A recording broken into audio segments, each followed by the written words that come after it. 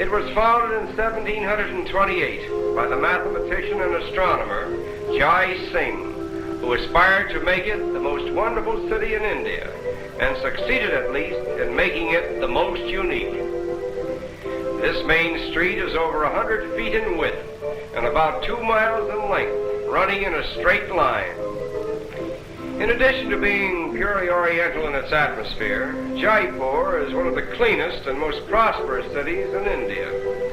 The buildings are all painted in one uniform color, a rose pink, which reflects a soft and fascinating light. The shops run along both sides of the street, each being a single cell in a continuous arcade.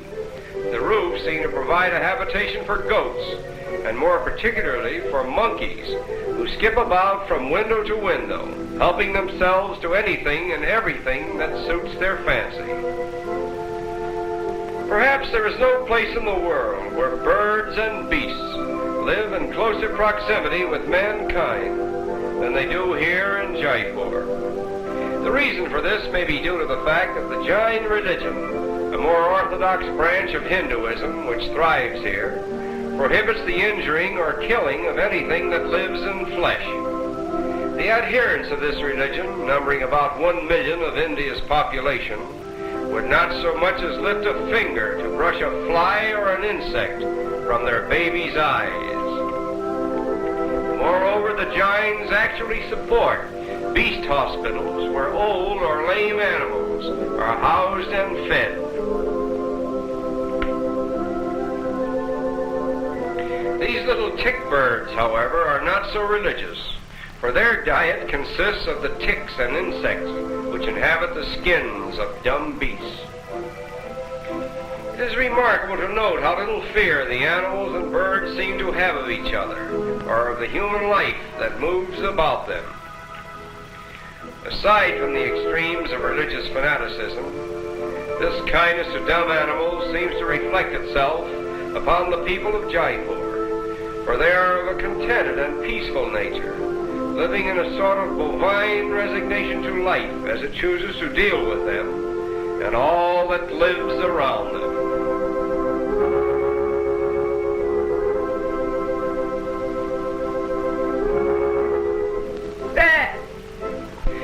No one has been able to prove just where the proverbial Ark of Noah anchored with its cargo of animals, but if we may be permitted to venture our guess, we would say Jaipur. For nowhere else in the world have we seen so many different types of animals mingling so freely with mankind.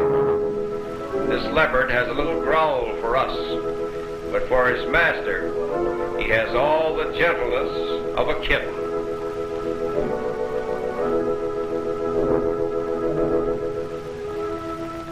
On the road to Amber, the former capital of Jaipur, we are reminded of the facetious remark, "When better bullock carts are built, India will build them." And now we arrive at the deserted city of Amber, where we will go for a ride on the Maharaja's elephant.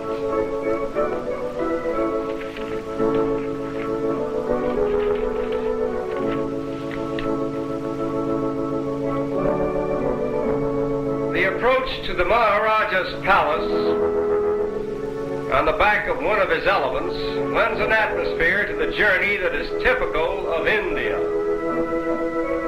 Our route takes us along one of the oldest roads in the world, leading from Jaipur through Amber and on to Delhi, a road over which has passed in sumptuous procession through centuries of time Mughal emperors, Maharajas, princes, dancing girls, and countless other phantoms of Oriental splendor, only to be supplanted in this day by groups of curious tourists from lands that were undiscovered when Amber was at the zenith of its power and glory. After a short journey, we come within view of Amber Palace, built about 400 years ago and abandoned in 1728, when the whole court of the Maharaja moved to Jaipur.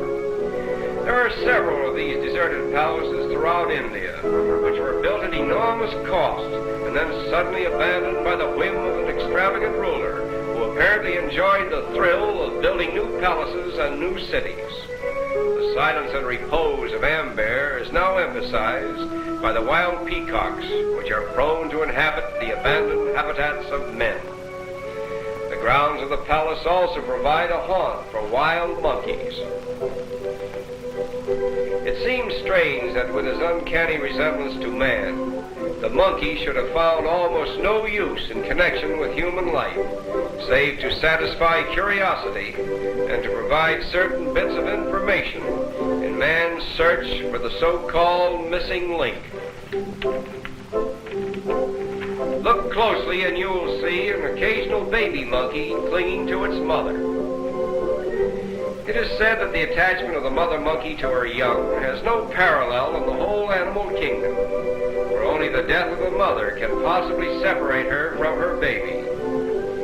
She brings into existence only one baby at a time, and like human babies, it is in a condition of utter helplessness for almost a year.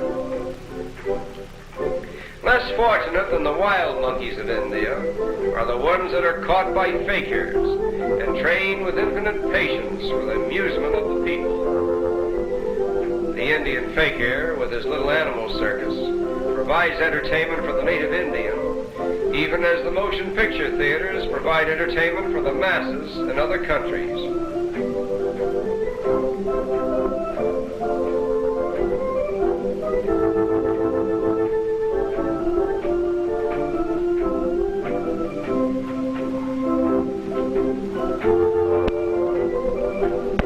Attention!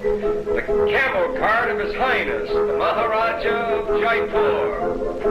Whoa! Of all the strange accidents, imagine a couple of camels dropping in on you during your Sunday drive. Fortunately, no one was seriously injured.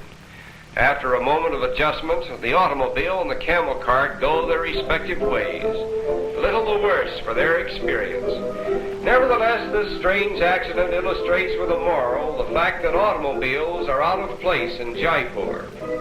Somehow it seems a pity that one little remote corner of the earth, where man and bird and beast live in perfect harmony with each other, could not be spared the encroachments of the machine age. And it is with this thought that we say farewell to colorful Jaipur.